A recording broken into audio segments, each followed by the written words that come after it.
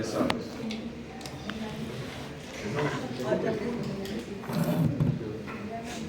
Bien, entonces creo que hemos visto esta tablita, ¿cierto? La vimos toda y detallamos lo más importante de cada uno.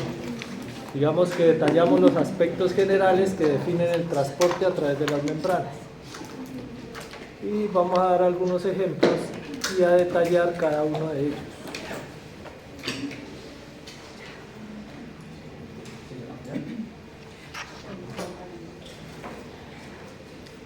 Entonces vamos a detallar la difusión simple.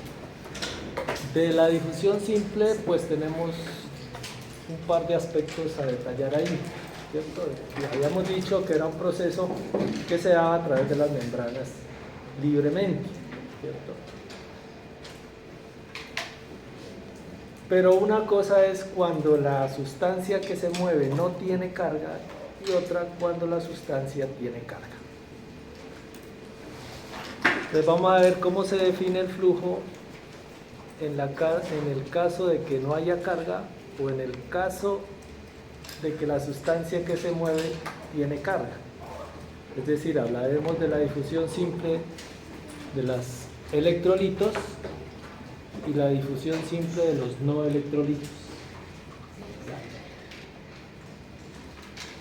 Entonces empezamos a detallar cómo es el flujo de una sustancia que no tiene carga o no electrolitos, como aparece ahí en azulito.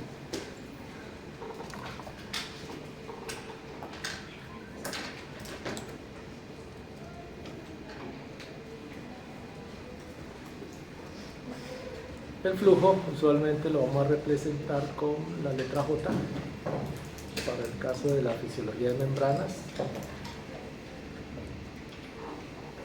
Entonces ese flujo de las sustancias que no tienen carga y que por tanto se mezclan tranquilamente en la membrana, pues el flujo va a depender de estos factores que aparecen aquí. En primera instancia, el gradiente de concentración. ¿Cierto? Mientras haya diferencia de concentración entre uno y otro lado de la membrana, la sustancia fluye. Si no hay diferencia de concentración, no hay flujos netos.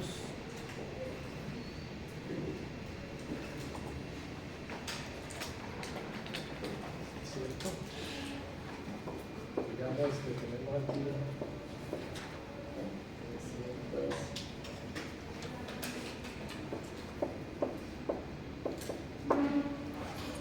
digamos que tenemos iguales concentraciones entre uno y otro lado de la membrana. Cuando decimos que no hay flujos netos, significa que las sustancias se mueven, pero mantienen el equilibrio, mantienen la igualdad. O sea, no significa que la sustancia no se va a mover. Realmente sí se mueven, pero mantienen el equilibrio. Es decir, si una sale por acá, otra partícula entra por el otro lado. Entonces el flujo neto, para este caso de aquí, pues no existe, no hay flujo neto, pero las partículas sí se están moviendo, pero mantienen la igualdad. Ahora bien, si hay una diferencia, pues se genera el gradiente, aquí va 70, se genera un gradiente y entonces se va a mover de donde está más concentrada a donde está menos concentrada. Habla. Entonces el gradiente es la fuerza impulsora. Es la fuerza impulsora.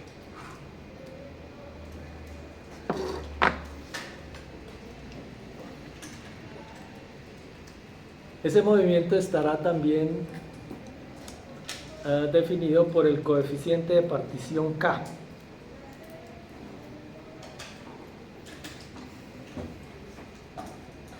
El coeficiente de partición K. Entonces ese es un valor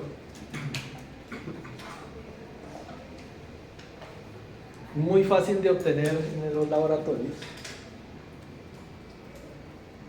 y que nos define una constante, un numerito, y que es dependiente de cada sustancia. está ligado a cada sustancia. Entonces, ¿cómo calculamos el coeficiente de partición K? Para ello vamos a tomar en un recipiente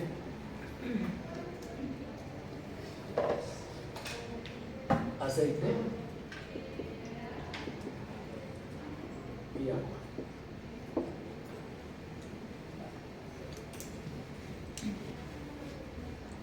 Una cantidad aquí y la misma cantidad acá, en aceite y en agua.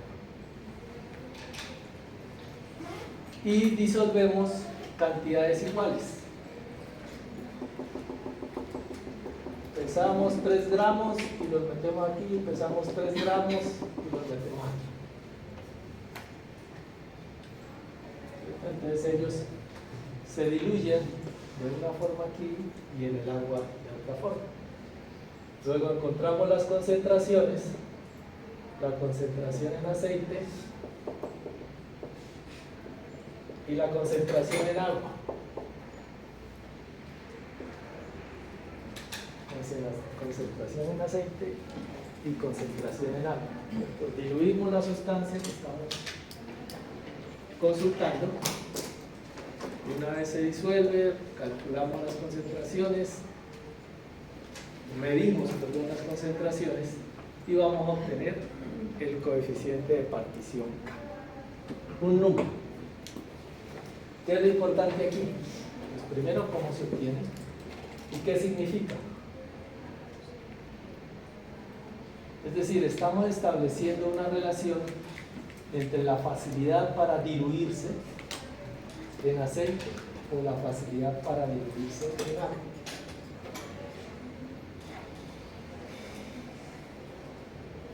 ¿Y qué nos interesa eso? O lo que nos está diciendo, lo que nos está expresando, el concepto de esta ecuacióncita sencilla es cuánto o cuál es la capacidad que tiene esa sustancia de mezclarse en aceite, en lípidos. Es decir, cuál es la capacidad de la sustancia para diluirse en la membrana con respecto a la. ¿Sí? Para efectos prácticos, si atraviesa la membrana o no la atraviesa, o si la atraviesa fácilmente, etc. Ese es el coeficiente de partición K. Aceite de oliva es lo que se usa, extra virgen. O sea que no es el del D1, sino fino. ¿Listo? Bueno. Coeficiente de partición K. ¿Es claro? Es una ecuacióncita, una dilución, pero que nos aporta una información.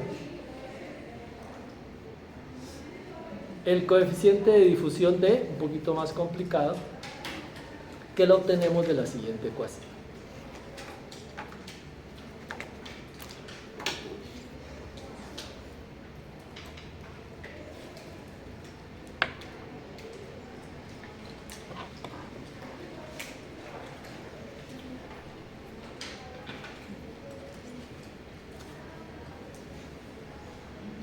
Entonces, este coeficiente de difusión también nos aporta una información. Veamos pues la ecuacióncita primero. K es una constante, la constante de Stefan Boltzmann.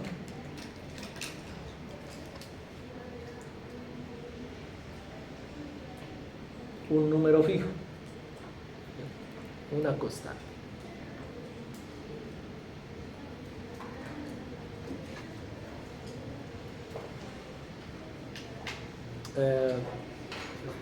A ver, para que no quedemos tan locos. Boltzmann, desocupado, se puso a averiguar cuál era la cantidad de calor que llegaba del Sol a la Tierra y en todos esos cálculos llegó a una constante que está asociada a la cantidad de calor que emiten los cuerpos de acuerdo a la temperatura. Entonces, cuando haya procesos térmicos, ahí le meten la constante. ¿Sí?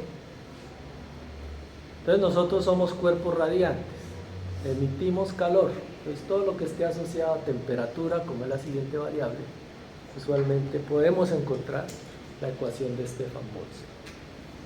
pues es más complicadita, ¿no? Aquí les estoy contando la anécdota, pero es un poquito más complejo. De todas formas, tampoco nos interesa profundizar en ello.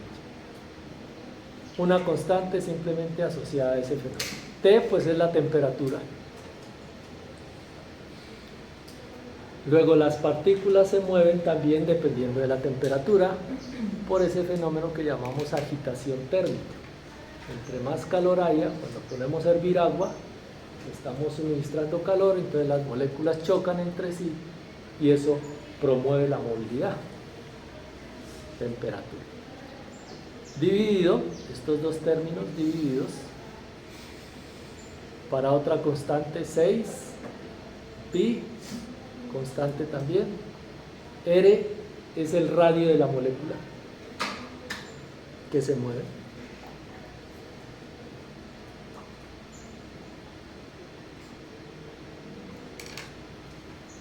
Y N, la viscosidad de la membrana.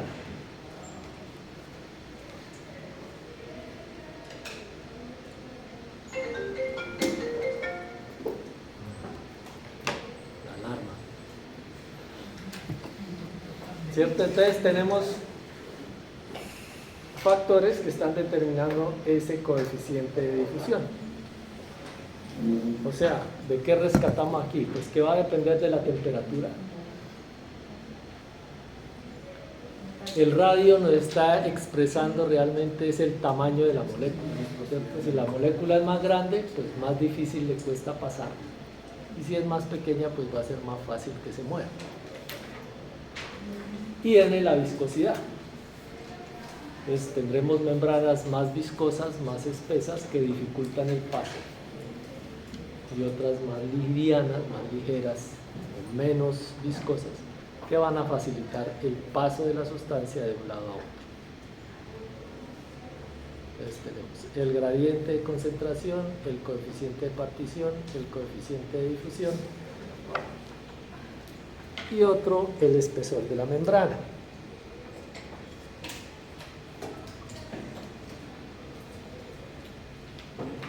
O sea, la distancia a recorrer.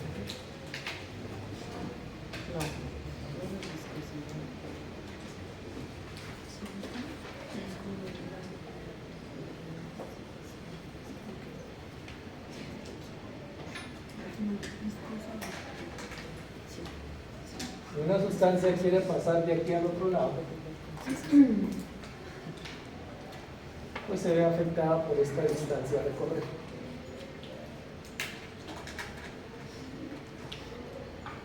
Si la membrana es más gruesa, pues le va a costar más pasar al otro lado.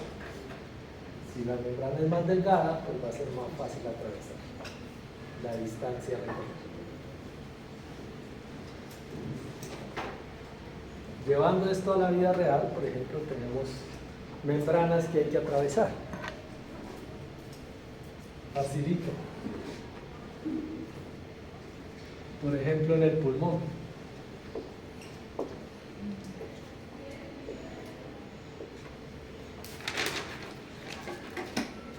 Hay que atravesar esta membrana.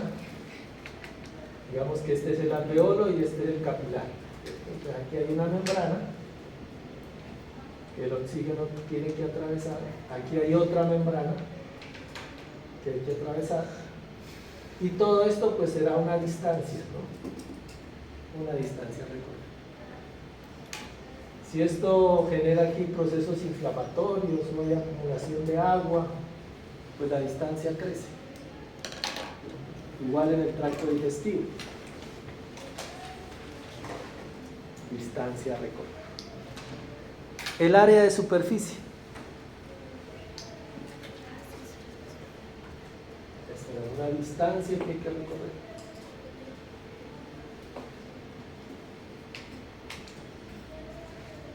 El área de superficie.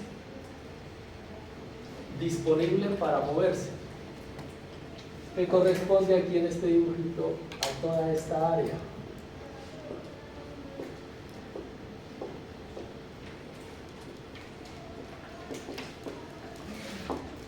Área de superficie, área de sección. área de superficie. Entonces tendremos áreas grandes o áreas pequeñas.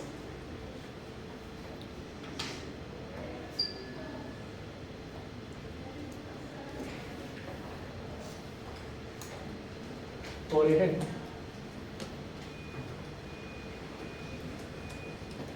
este es el alveolo, ¿cierto? Que tiene una superficie aquí. Ese es un globito que tiene una superficie. Si mi mano es el alveolo, pues hay una superficie. Yo la puedo aplanar así. Entonces este es el área de superficie. El área de superficie disponible para atravesar. Pero una cosa es esta área de la mano, de la palma de la mano, que sería pequeña, entonces por aquí va a difundir una cantidad. Pero si yo tengo dos áreas, ¿pasa más o pasa menos? Más, correcto. Entonces, en la medida en que se incrementa el área, la difusión se facilita. Sí, claro. No me escribo a nadie. Suficiente con el bloqueo de la vida.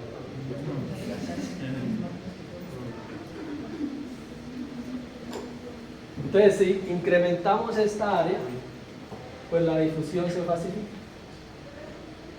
Más área. Entonces les decía, para el caso del alveolo, parece pequeñita. Esto es un área chiquitita. Pero cuando sumamos todos los 300 millones de alveolos que tenemos, entonces la superficie crece notablemente. Muy grande. Lo mismo en el tracto digestivo. El tracto digestivo pues son 8 metros de tripa. Los morfólogos se enojan, pero digamos que son 8 metros.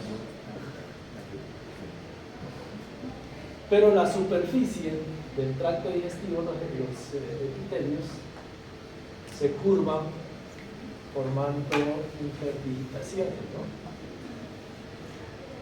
Entonces eso hace que la superficie disponible crezca. Una cosa es tener una superficie plegada que tener una superficie plana. ¿Bien? Esta superficie me da un área pequeña, pero esta superficie, si yo estiro todo eso, pues el área crece. Esos detallitos en cuanto al área de la superficie para que podamos entender bien los procesos. Entonces, recogiendo todos estos datos y estas ecuaciones y a través de procesos matemáticos complejos, llegamos a la permeabilidad, que recoge los dos datos anteriores, tres datos anteriores.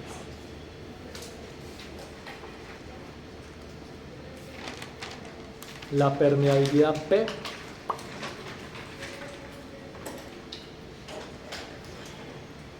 que es igual acá, que es el coeficiente de partición, por D, que es el coeficiente de difusión, dividido para la distancia, delta X.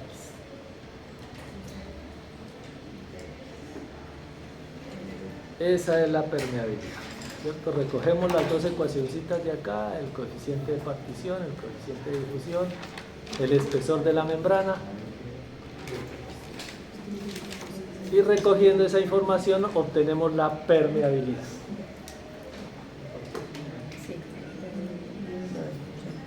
Y al final lo que nos interesa es la tasa de difusión. ¿Cuál es la cantidad de sustancia que se mueve? Tasa de difusión neta. ¿Por qué se llama neta? Pues porque hay un gradiente. La magnitud del gradiente no es 0, sino un número, cualquiera.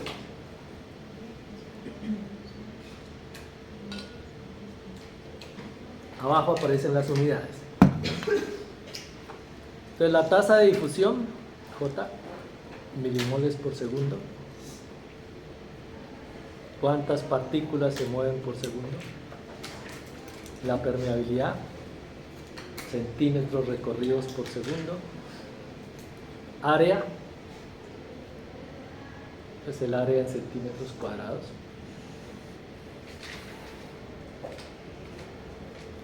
Y el gradiente o diferencia de concentración.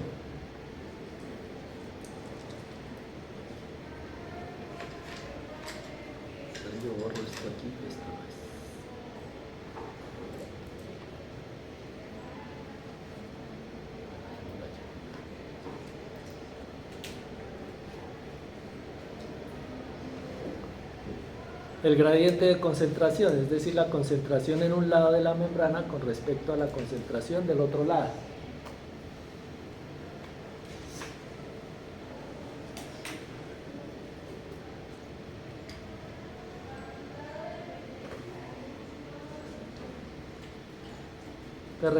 Recogiendo toda la información, llegamos a la tasa de difusión, que depende de estas variables: la permeabilidad, el área y el gradiente. ¿Sí?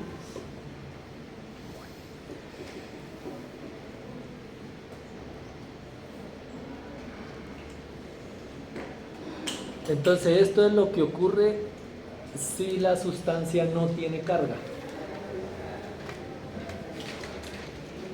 No tiene carga. Entonces difunde tranquilamente eso por la membrana. Otro cuento es cuando la sustancia tiene carga, es decir, la difusión de los electrolitos.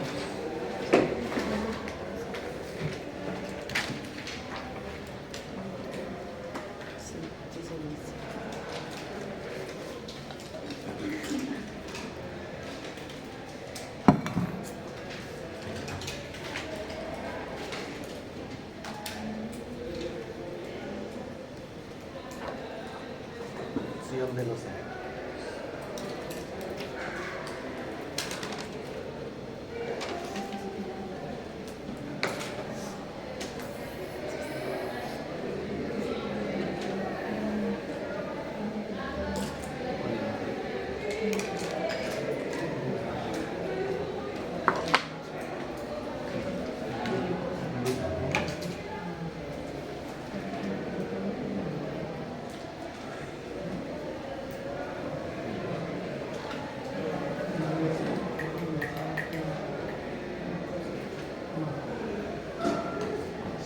bueno,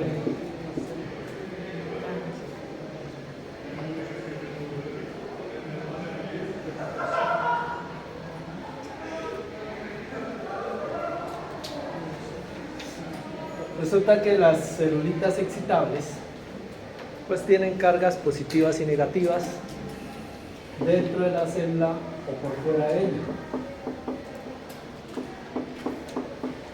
Infinitas cargas positivas y negativas, las tenemos adentro y también las tenemos afuera. Muchas cargas. Y estas cargas están separadas por una membrana. Y cuando hay acumulación de cargas separadas por una membrana, se genera una diferencia de potencial eléctrico. Más o menos como cuando ustedes tienen, para llevarlo a la vida real, una batería. Ustedes tienen una pila aquí. Marta no me paga, pero hay una acumulación de cargas en un lado de la membrana y en el otro lado. Hay una separación de cargas. Una batería es algo más o menos así. Una sustancia que acumula unas cargas positivas por acá y unas cargas negativas por acá. Entonces yo puedo medir la diferencia de cargas entre ellas, dependiendo del diseño de la batería. Entonces las más comunes son de 1.5 voltios, con las pilas de oro que llamamos, pero puede haber de diferentes valores, dependiendo de cuánto hayan dejado aquí y cuánto hayan dejado acá. Más o menos lo mismo ocurre aquí en la célula. Aquí hay una acumulación de cargas con respecto a las de acá. Entonces yo puedo medir con un aparato ese voltaje. Puedo medir el voltaje o diferencia de potencial eléctrico. Diferencia de potencial eléctrico.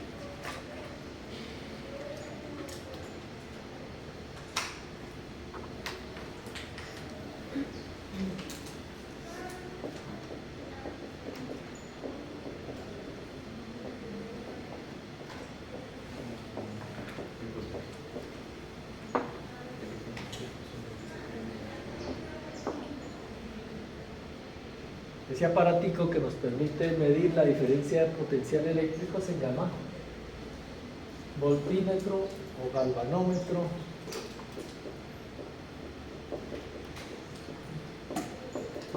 u osciloscopio, cuando tiene pantalla.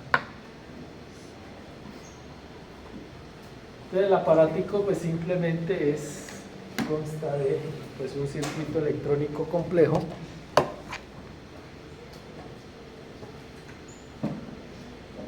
que yo siempre lo represento así.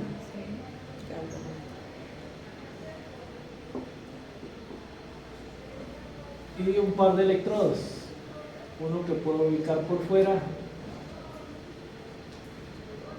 y otro que se ubica dentro de la membrana. Se genera una diferencia de potencial eléctrico que se puede medir. Entonces la aguja se mueve hacia un lado o hacia el otro lado dependiendo de esa acumulación de cargas que hay en un lado de la membrana o en el otro. Ahora bien, cuando acumulamos cargas en un lado o en otro, separados por una membrana,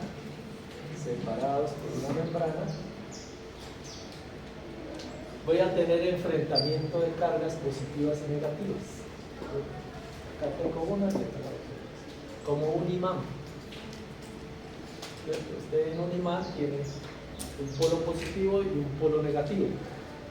Y cuando se enfrentan esas cargas positivas y negativas, generan algo que no vemos, que es muy difícil de visualizar, que es un campo electromagnético. ¿Cierto? Ustedes ponen un imán y le echan viruta. Voy a pintar, digamos que este es el imancito. Norte y sur, le ponen a los imanes. Entonces eso genera campos electromagnéticos, esa fuerza que no vemos. ¿Sí? Es una fuerza que no vemos. Es lo que se puede detectar cuando le arrimamos una pieza metálica, ¿sí? Se rechaza, no se ataca. Entonces se genera un campo magnético. Este osciloscopio va a medir esto y a través de ese fenómeno nos reporta la diferencia de voltaje. ¿Listo? Entonces las celulitas son unas baterías, unas pilas en las cuales estamos separando cargas.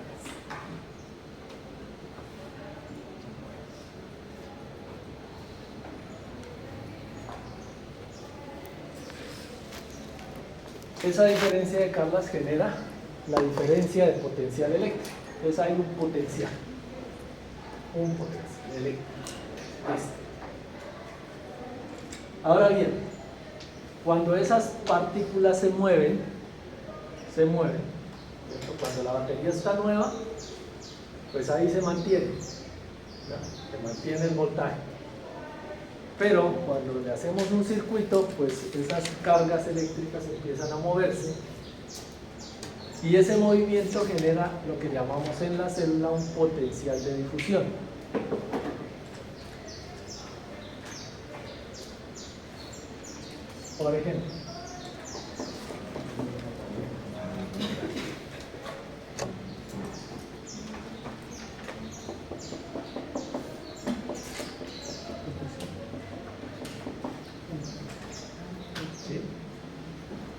Por ejemplo, digamos, tenemos muchas cargas positivas y negativas aquí.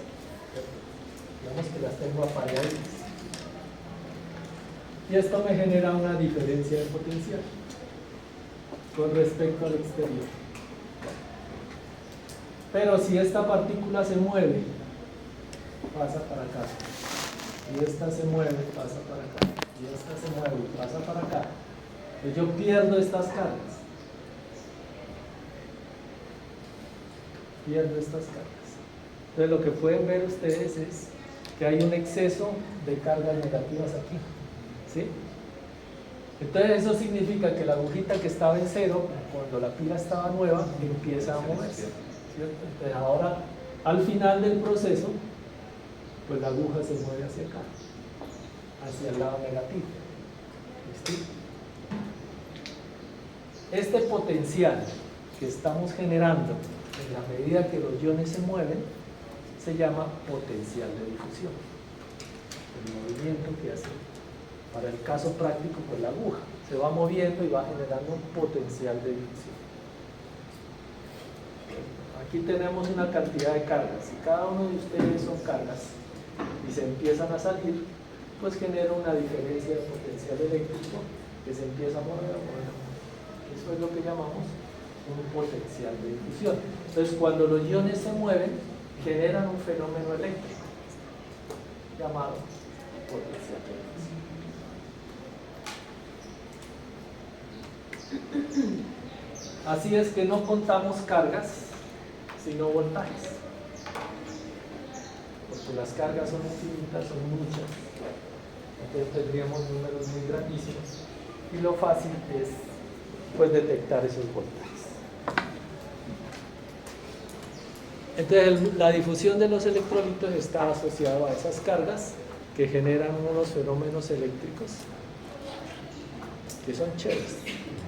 Bueno, listo. Entonces teníamos en la difusión simple el efecto de la carga eléctrica para la sustancia que se mueve.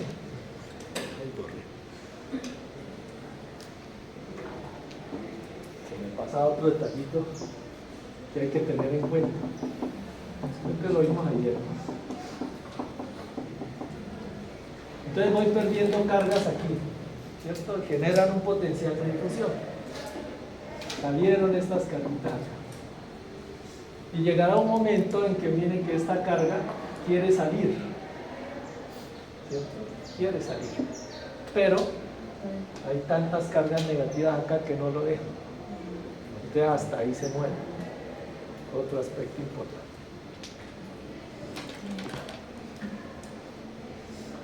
El ion se mueve en favor de su gradiente de concentración. Digamos que está más concentrado aquí que acá afuera. La tendencia natural es a moverse por efecto de la física. Pero gracias a ese potencial de difusión, ¿cierto? Gracias a las cargas que están saliendo, llegará un momento en que esta carga que quiere salir no sale. ¿Por qué? Porque estas negativas la retienen, no la dejan salir. Y hasta ahí llegará el movimiento de ese ion.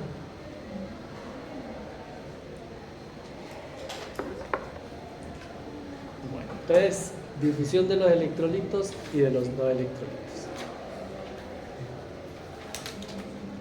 Algunos ejemplos de la difusión facilitada.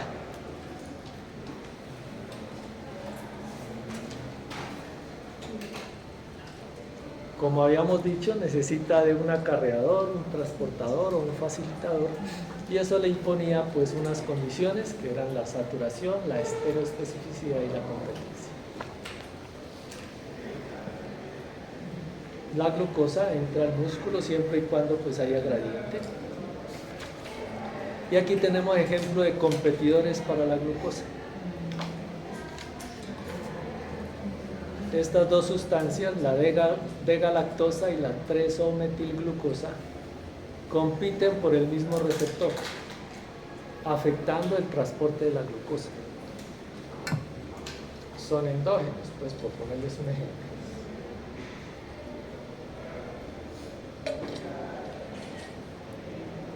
Y hay una sustancia que es exógena, que se usa en los laboratorios para estimar el movimiento de glucosa,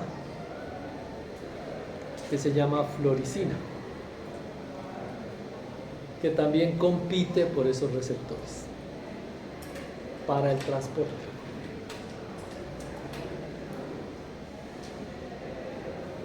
Ejemplos de competencia.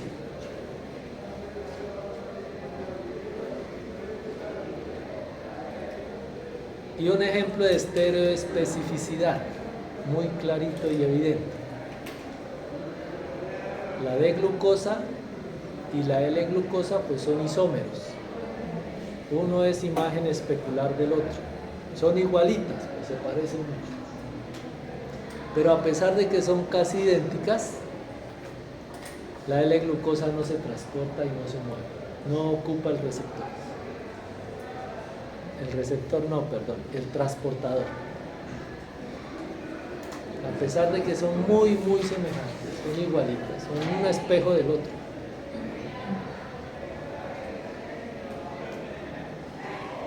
no se une y no se transfiere.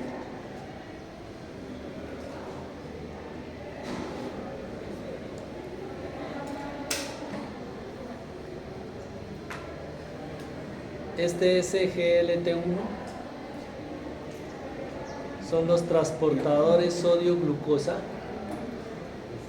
que los encontramos en el intestino delgado.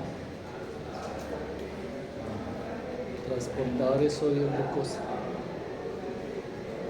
Y esta sustancia es la que se usa para bloquearlos, SGLT1. Transportadores sodio-glucosa.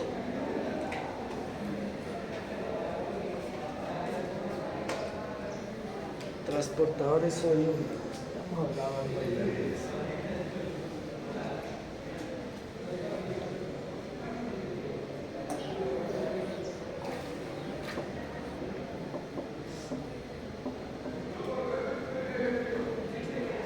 Que se encuentran en los enterocitos, esos SGLT1. Pues ya habíamos visto ayer algo de eso, ¿no? El sodio ingresa a favor del gradiente y eso es lo que aprovecha la glucosa para ingresar a la célula. Pero miren que tienen que estar presentes las dos sustancias, ¿no? Tanto el sodio como la glucosa para que se muevan. Y son específicas, o sea, esta proteína es específica para este par. También podemos encontrar el par sodio aminoácido, el par sodio lactato, ¿cierto? Forman parejitas y como parejitas sí. Entonces, para los casos de hidratación, ustedes han escuchado que siempre hay sodio y glucosa. Si está uno solo, el sodio no entra. Si está la glucosa sola, pues tampoco entra. Pues todas esas bebidas hidratantes traen sodio y traen glucosa para favorecer este transporte directo de todas esas máquinas.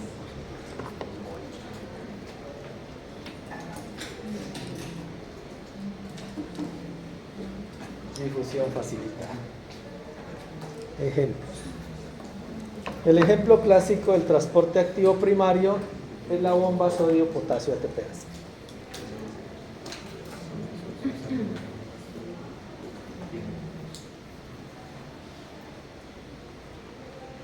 Se encuentra en todas las células del organismo. En todas las células del organismo. Y 9 sodio y potasio, ambos en contra del gradiente electroquímico.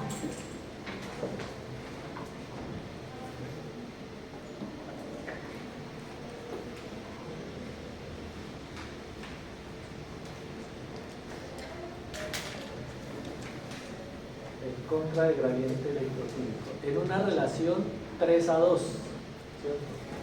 Salen 3 sodios y entran 2 potasios.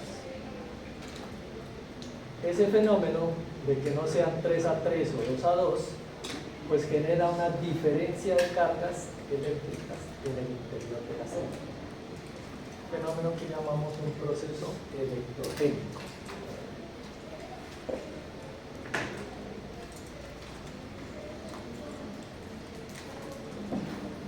Vamos acá.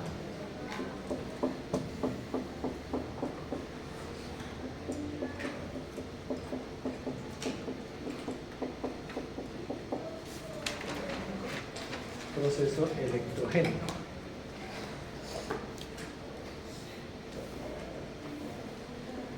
Por aquí está la bomba.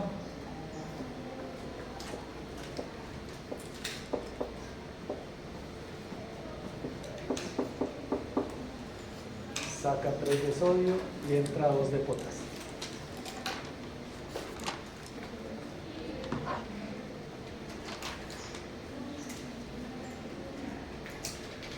Entonces cada giro saca 3, entra 2 y se consume una ATP.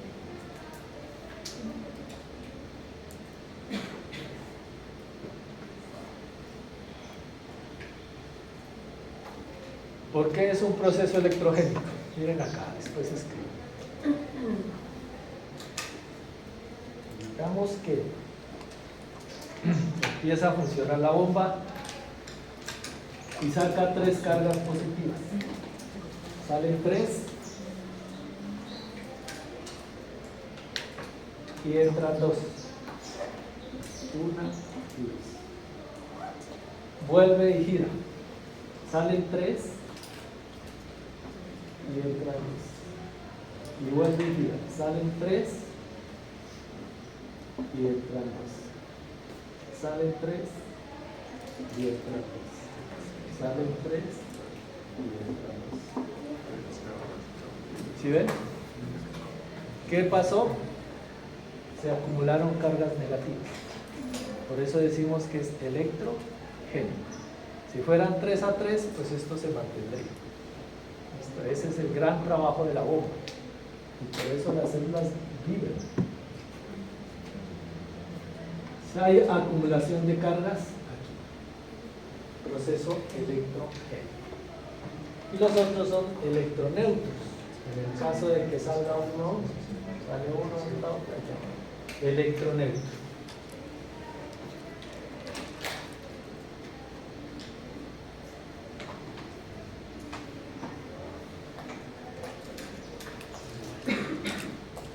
Entonces veamos cómo es el trabajo de la bombita en más detalle.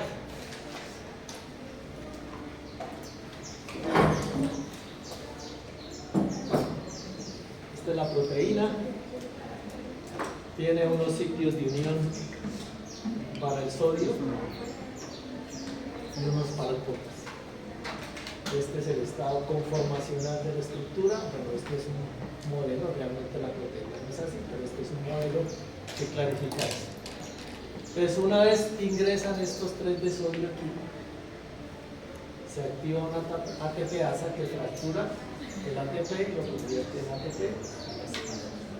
Se libera la energía y el grupo fosfato que se libera se fija a la proteína.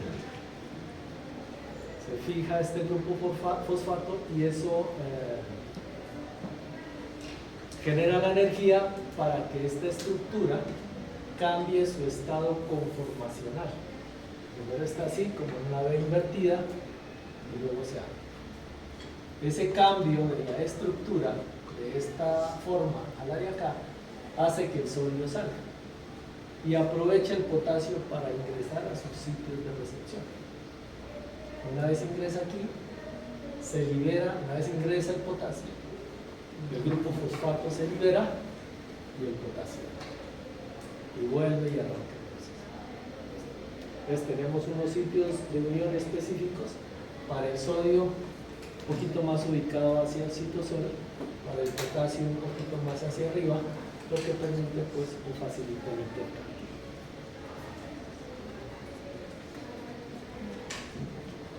Ese es el ejemplo clásico del transporte equino.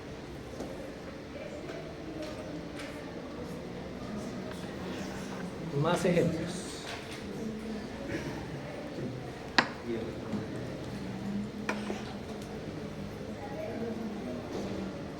La bomba de calcio ATPasa. La bomba de calcio ATPasa. La habíamos mencionado, ¿no?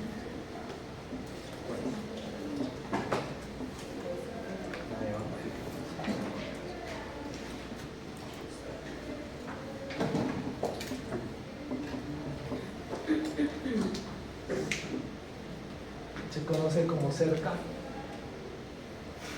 del inglés.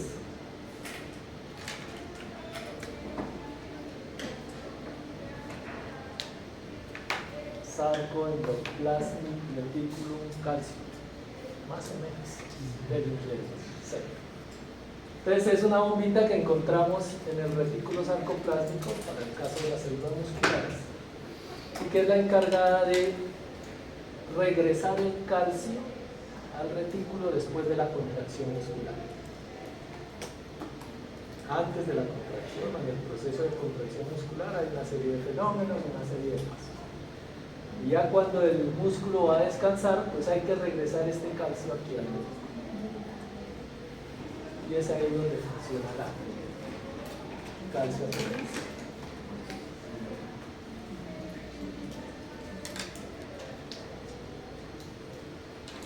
También la encontramos en la membrana mitocondrial. Pero digamos que de gran importancia es la que nos vamos a encontrar frecuentemente ahí en el músculo. El sistema hidrógeno-potasio, ¿qué hace?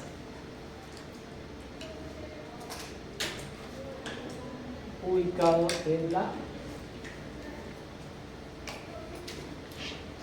en las parietales de la mucosa gástrica. ¿Qué es este muñequito que está aquí? Cuya función es sacar hidrogeniones por intercambio con potasio. Ya estoy acá abajo. No lo escribo, esto lo voy a poner en este. Pero ¿qué es lo importante de aquí? Que es esta bombita la que acidifica el estómago. Por eso el pH gástrico es bajito.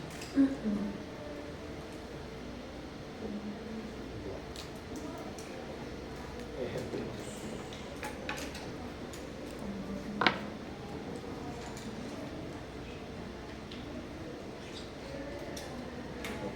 Esta sería una bomba electroneutra, por ejemplo, ¿cierto? Sale una carga positiva y entra otra positiva. Electroneutra.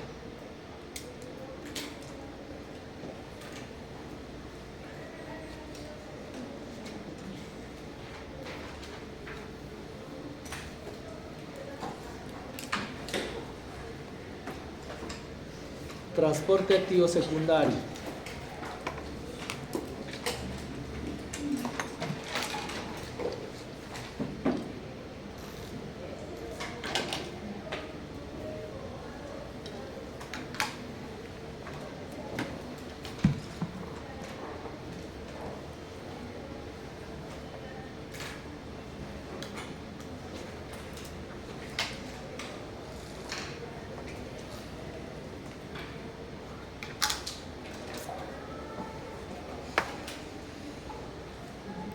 También casi todos los hemos mencionado.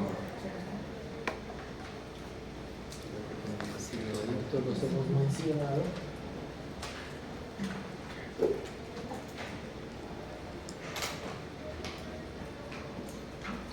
Entonces la importancia del transporte activo secundario radica en que en el sitio en el cual se están moviendo las sustancias no hay consumo de energía. El trabajo lo está realizando alguien. Ese alguien, la bomba sodio-potasio. ¿Qué está generando esa bomba sodio-potasio? Acumulación de cargas negativas, como lo acabamos de ver, ¿no? Cada vez que gira queda una carguita negativa. Entonces el sodio está más concentrado aquí afuera que adentro.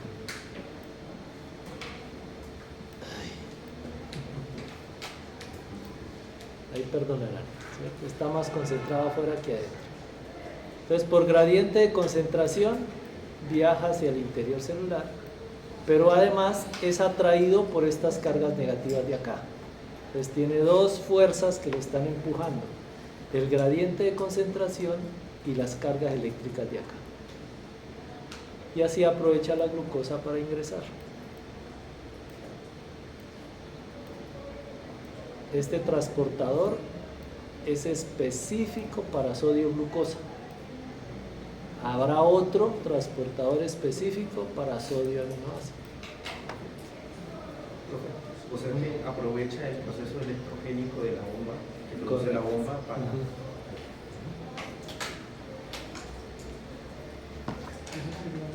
Bueno, otro detallito aquí que es bueno mencionar.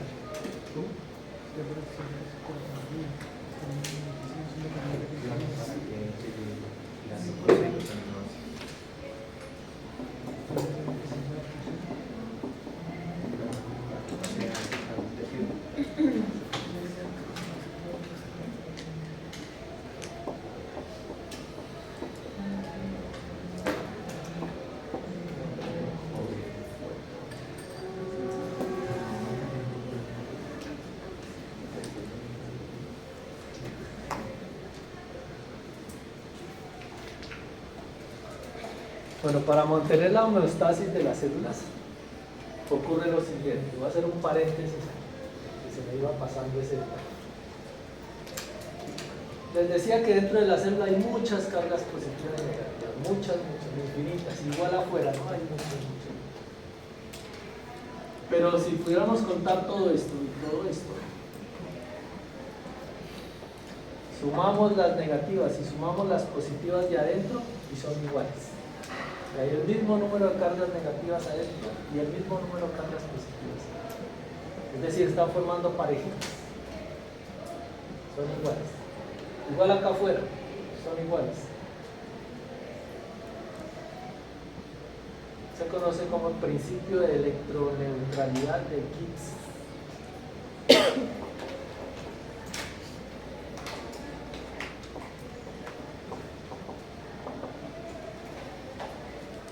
Principio de electroneutralidad, ¿cierto? Dentro de la célula son iguales las cargas positivas y negativas. Y fuera de la célula son iguales las cargas positivas y negativas.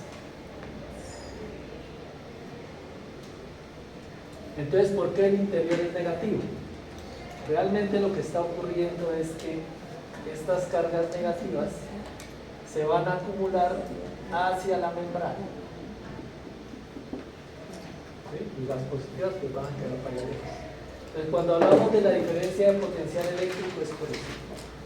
Tenemos un principio de electroneutralidad, esto es igualito acá afuera, pero hay una acumulación de cargas. Con respecto al interior celular, entonces decimos que la diferencia de potencial eléctrico es negativa. Tenemos el voltímetro, entonces la aguja nos marca hacia acá. Este es el voltímetro. ¿Por qué marca hacia el lado negativo? Porque se acumularon aquí, por efecto del agua. Bueno, y otros factores que ya les mencioné. Pero sí hay que tener en cuenta que son iguales aquí y son iguales acá. Se llama principio de electroneutralidad de Gibbs.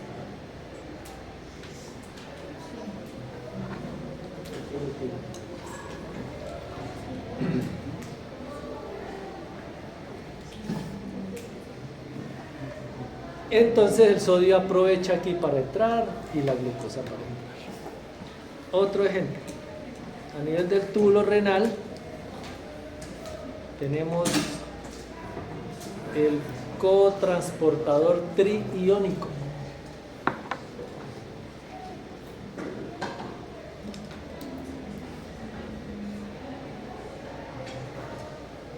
Cotransportador tri. Ajá. Siempre las cargas negativas se van a hacer Hacia la membrana. Arrimadita a la membrana. Entonces las positivas serían más como hacia el centro. Más hacia ahí.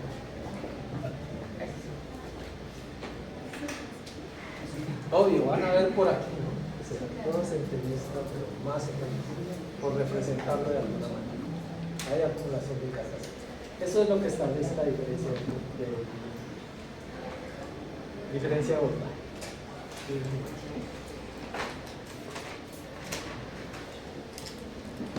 ¿Se acuerdan del túbulo renal? Sí, no. Hágalo bien. Entonces,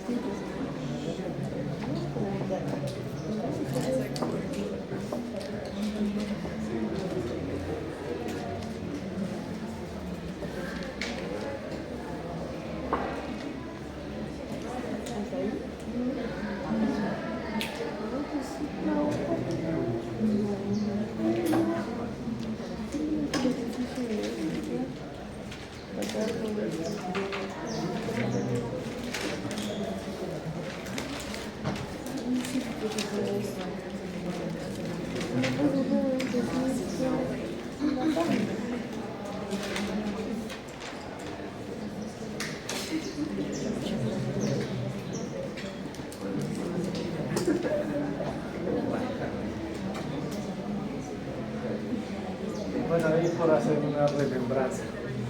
Ustedes lo tienen más detalladito. A nivel del túbulo, a nivel del glomérulo renal, pues está en la estructura, la arteria aferente, la arteria referente, el túbulo con terminal proximal, el asa de Henle, y acá está la porción gruesa del asa de Henle. Aquí a este nivel vamos a encontrar el transportador triiónico.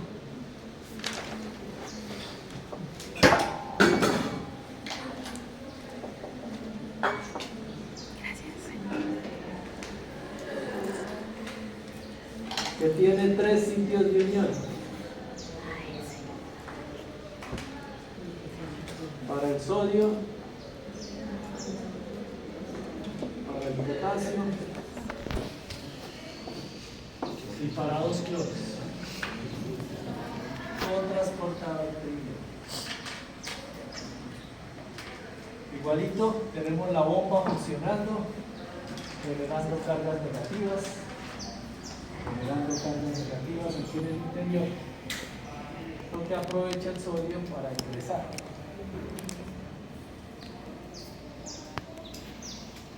A la par, el potasio y el cloro se juntan para poder pasar. Tienen que estar los 3 presentes para que eso se mueva.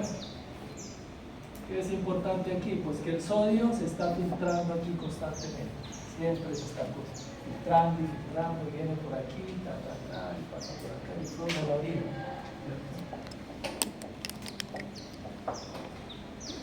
Si no existiese ese transportador, bueno, y otros mecanismos adicionales, pues perderíamos mucho sodio y nos deshidratamos.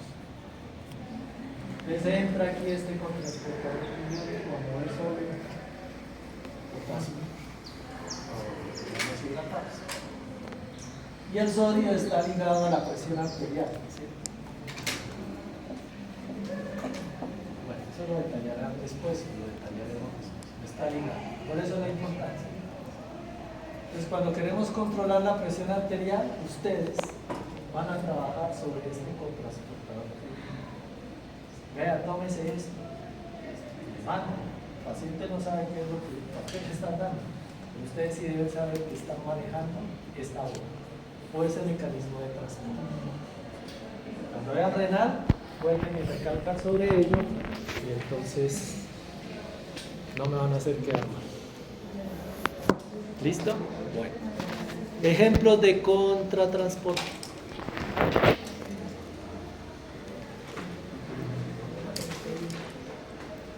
El intercambiador sodio-calcio.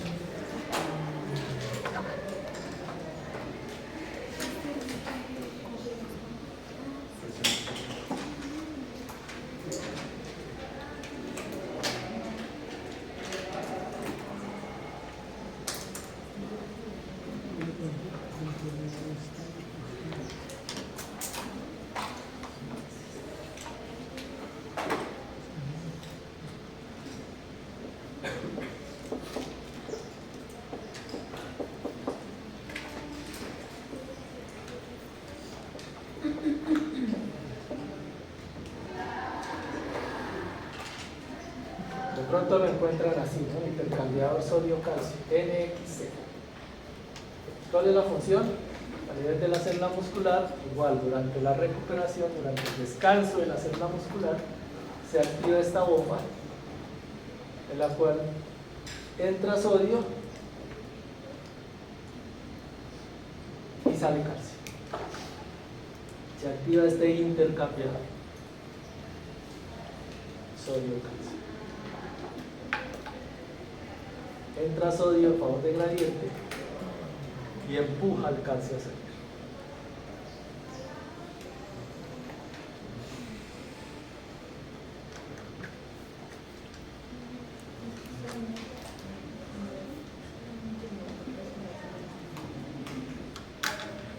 transportador sodio-hidrógeno también lo encontramos aquí. A nivel del túbulo contorneado proximal. Sodio-hidrógeno. Pues que está moviendo las dos sustancias. Y por último tenemos en contratransporte el intercambiador bicarbonato-cloro. Está moviendo cargas negativas, pero es 1 a 1. Mueve cargas iguales.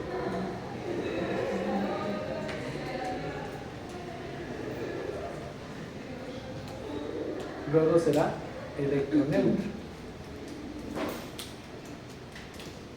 Entra una negativa, sale otra negativa.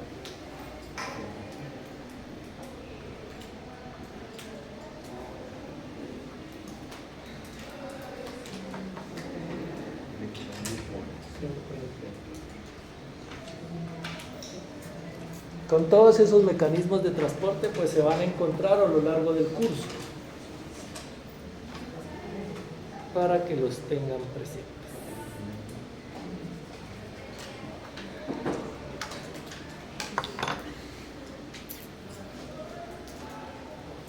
Bueno, entonces todo lo que hemos visto hasta el momento es de partículas que se manejan en cantidades pequeñas, mínimas, que es muy poquito lo que tenemos.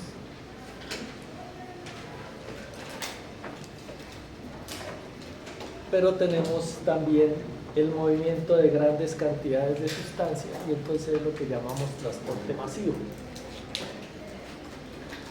Transporte masivo. Pues el más masivo de todos es el agua.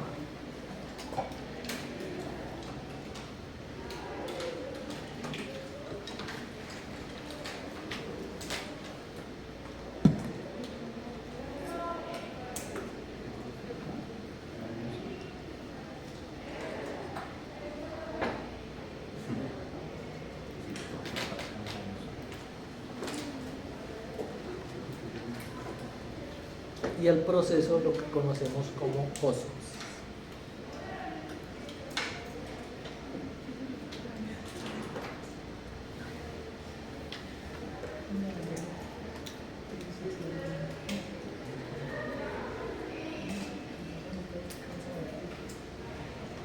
Movimiento de agua a favor de su gradiente de concentración. Y entonces depende de la cantidad de partículas que hayan disueltas.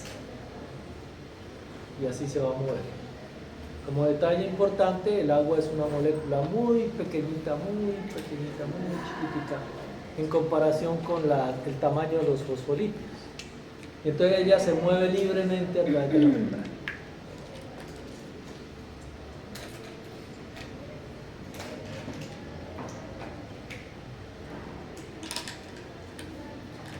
Entonces ese movimiento depende de la cantidad de partículas que haya entre un lado y el otro de la membrana.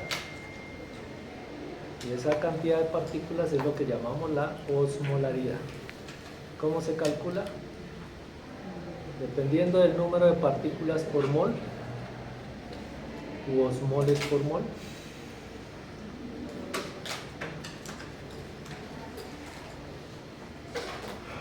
Osmoles por mol. Y obviamente dependiendo de la concentración.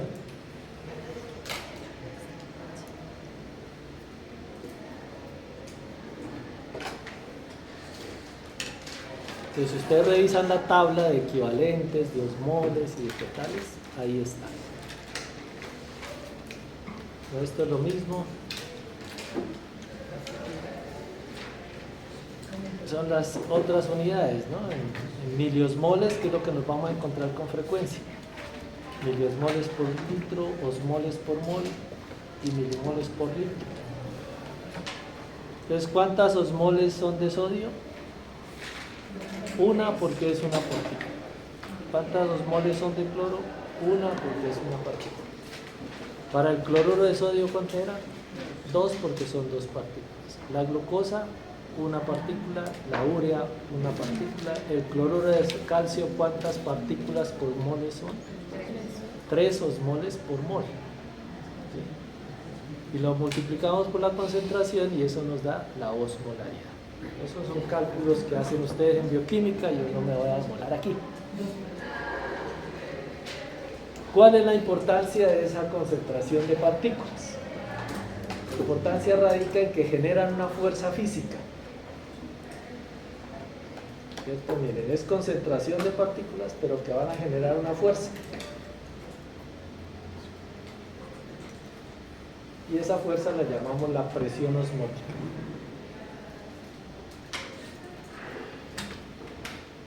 ¿Y cómo se calcula la presión osmótica? Pues así.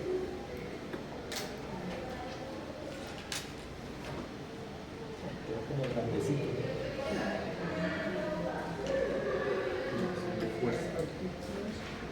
G por C es lo que ya vimos, ¿no?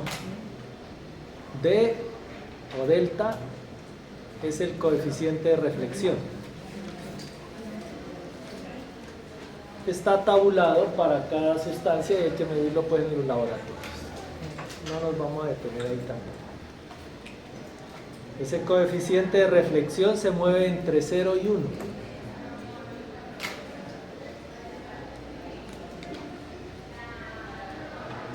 Cero es porque las pasa mucho y 1 cuando pasa muy poco.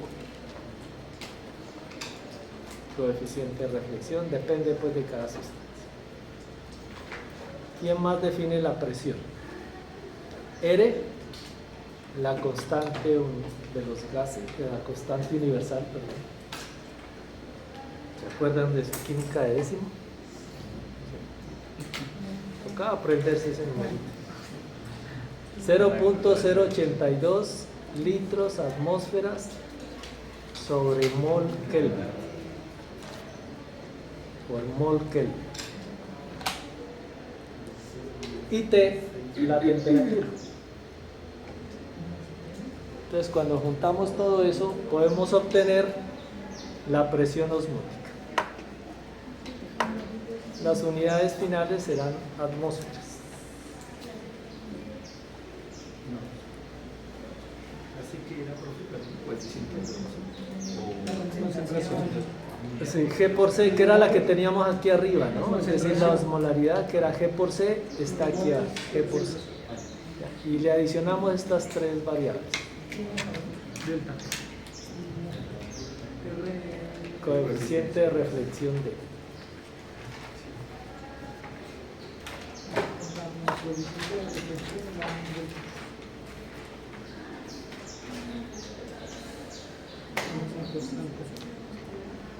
¿Se acuerdan de la ecuación PV igual a RMT?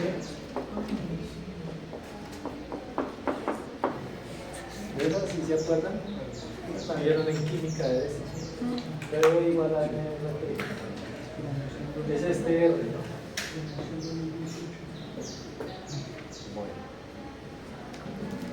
Pero ¿qué es lo que importa de aquí? Les digo que esto genera una fuerza física.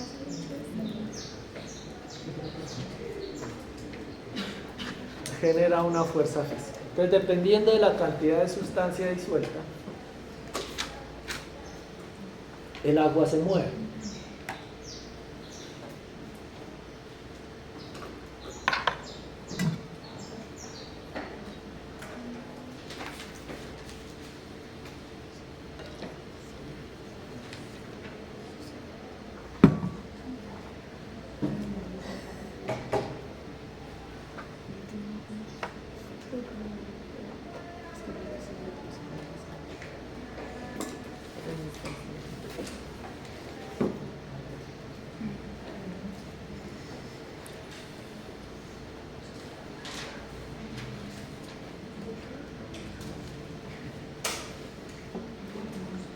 Entonces el muñequito nos muestra lo siguiente. Tenemos al lado y lado de este tubo, al lado y lado de esta membrana, una solución y otra solución. Aquí hay pocas partículas, aquí hay pocas partículas y acá muchas partículas disueltas.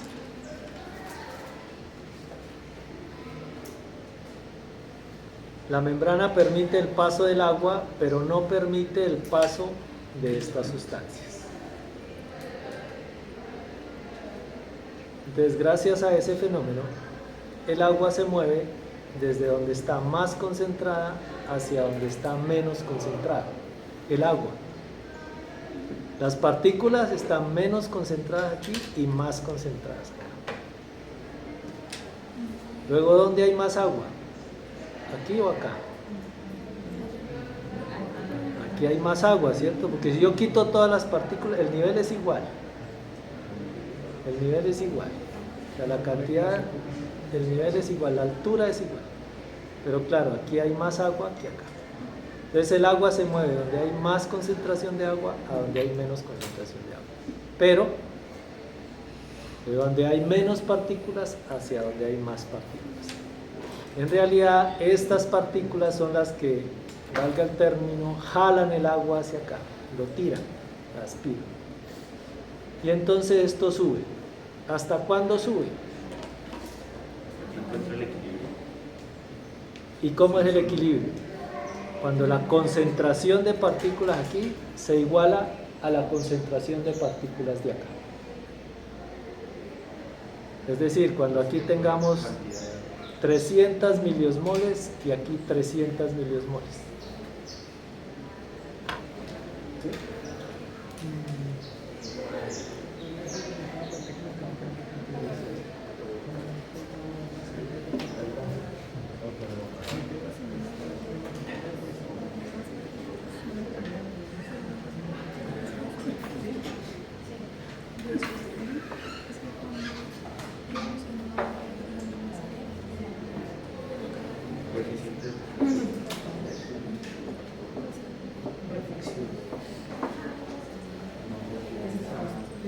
La G y la C, luego montaña.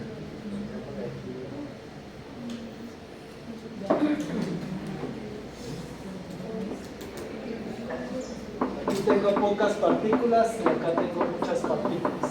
Sería más o menos el caso inicial. Entonces el agua se mueve de donde hay pocas partículas a donde hay muchas partículas. Así. Se empiezan a mover, se empiezan a mover. ¿Hasta cuándo se mueve? Hasta que las concentraciones son iguales. O sea que más o menos aquí tengamos 290 y acá 290. ¿Sí? De concentración de partículas por unidad de volumen. O miliosmoles por litro. Entonces ese es el movimiento de muchas partículas de agua. Por eso se llama movimiento masivo. Pero les decía que eso genera una fuerza física. ¿Cuál es la fuerza física? Pues ¿cómo la calculamos? Si yo le pongo acá, si yo le pongo una tapa aquí y le agrego unos gramos de arena o de plomo o de lo que sea, estoy generando una fuerza hacia abajo, ¿sí o no? Entonces esa fuerza que yo aplico aquí para que el agua no suba es la presión osmótica. Es tal cual como la presión que yo hago para cerrar la puerta. Tengo que hacer una fuerza física para que la puerta se cierre.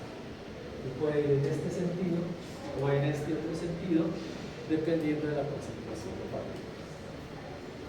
¿Por qué es importante esa fuerza?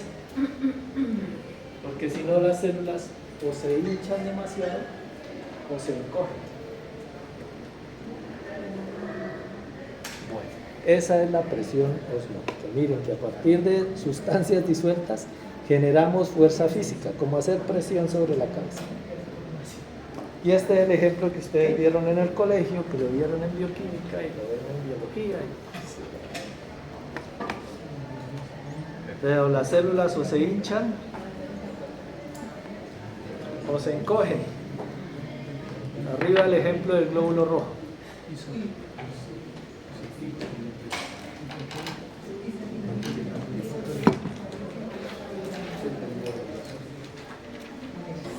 Prueba.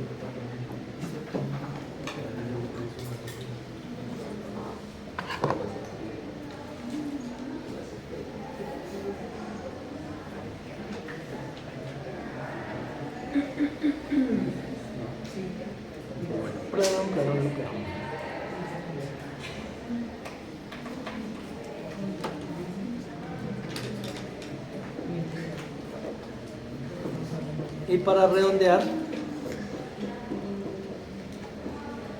el transporte masivo de otras partículas que son muy grandes, que por su tamaño no se pueden mover, como por ejemplo las proteínas o los desechos celulares, que salen por una fusión de vesículas hacia la membrana celular y producen el fenómeno de exocitosis, o hacia adentro, endocitosis. Pues movemos gran cantidad de partículas. Eso. Y con ello redondeamos lo que tiene que ver con transporte.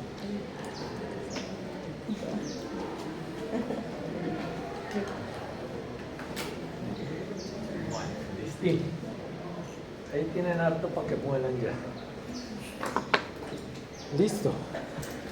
Muchas gracias. Nos vemos a las 10:10. Sí, porque si no, no me pagan.